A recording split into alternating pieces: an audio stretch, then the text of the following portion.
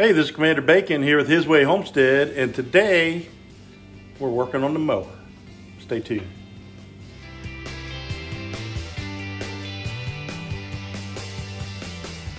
All right, so we got a little problem with the Husqvarna. This tire right here, a little flat. Let me lower the camera a little bit. Now you can see it. A little flat. It's only flat on one side. It's flat on here. This side's okay. We've had a lot of problems with these Cleveland pears, Bradford pear trees. I don't know if you know the history about it, but in order for them to produce that variety of tree, it was actually a cross with an African tree. And whenever the birds eat the fruit off of it, the nuts, they end up planting this spike tree. So these spike trees grow everywhere, and we've had a ton of trouble keeping our tires inflated. So we'll run over those spikes, it'll go right through this tread and blow the tire. So these were tubeless, but I ended up modifying the rim to accommodate an inner tube. And we've been replacing inner tubes, but the tread is starting to get pretty bad on this.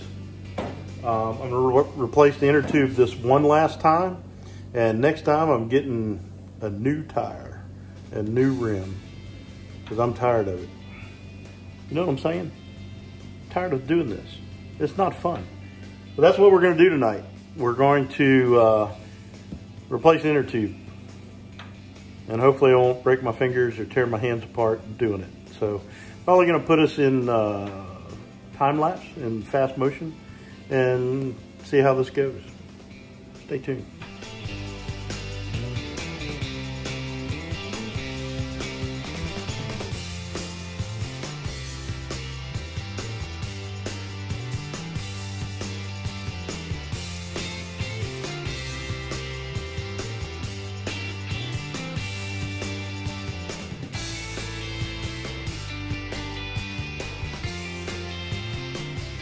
All right, so we got the bead broke on both sides of the rim. We got the one edge of the tire off the rim. And now we're gonna take the inner tube out and replace the inner tube and then do everything back in reverse. We're gonna put the tire back where it needs to be on the rim, and hopefully everything will be okay. You can see I'm not the greatest at this, and it's a struggle every time I do it.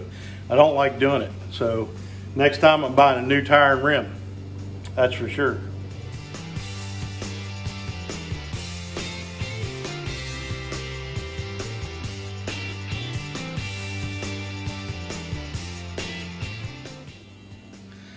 All right, so here's what I don't know.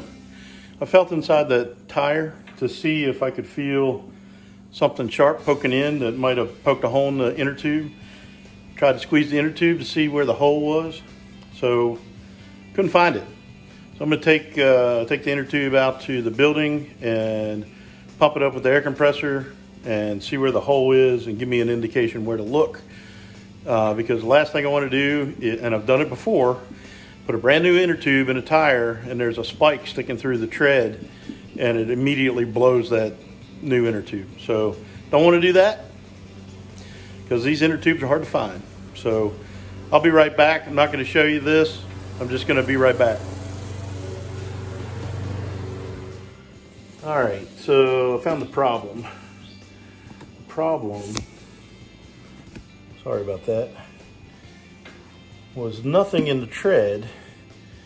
It was all this rusty stuff. So it must have had some scaly rust and just enough to cut a hole in it. So I can't find my wire brush. So I'm just gonna sand it off as much as I can.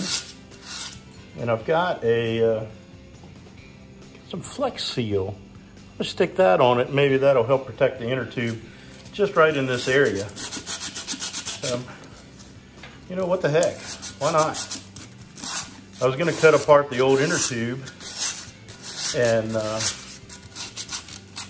try that. I think I might end up painting this too. just to give it some protection.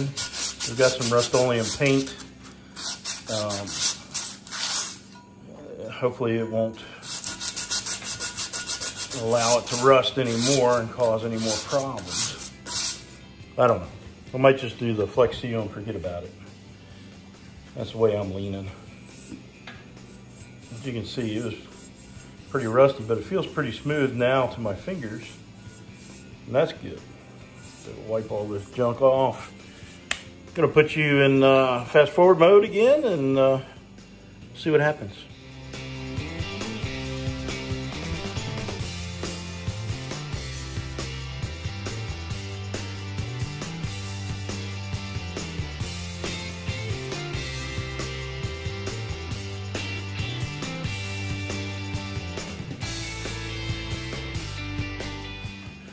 All right, so it's hot in here. You can see I got drops of sweat in my glasses and in my eyes, but I got the tube and the tire back in place. So now I'm gonna take it out to the building, pump it up on the air compressor, make sure everything's good, and we should be good to go.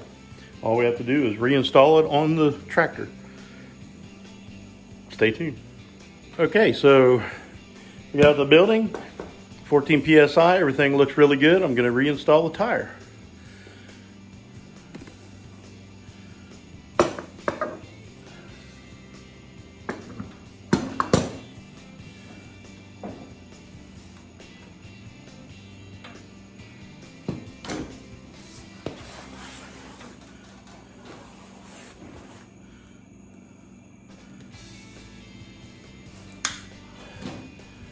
This is the hardest part. Typically you heat it up to get it over all the washers and everything. So we'll see if I can do it. My son did it without heating it up, so if he can do it, maybe I can do it. Might need to stretch it out a little bit.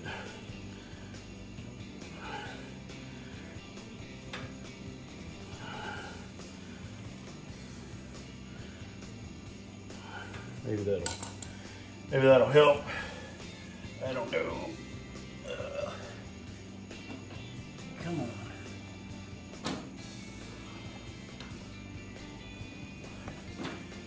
And there we go. All right.